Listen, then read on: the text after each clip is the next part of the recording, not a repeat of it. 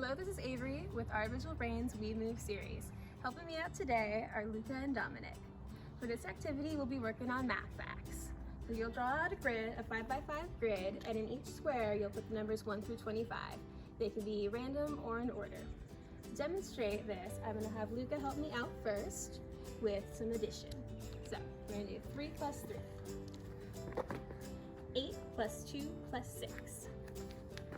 9 plus 8. 20 plus 3.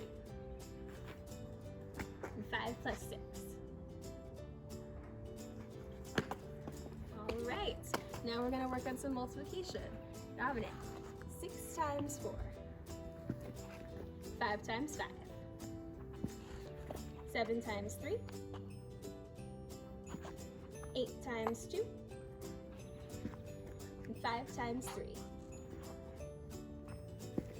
All right, thank you for joining us today. For more fun activities, you can find us at www.ourvisualbrain.com.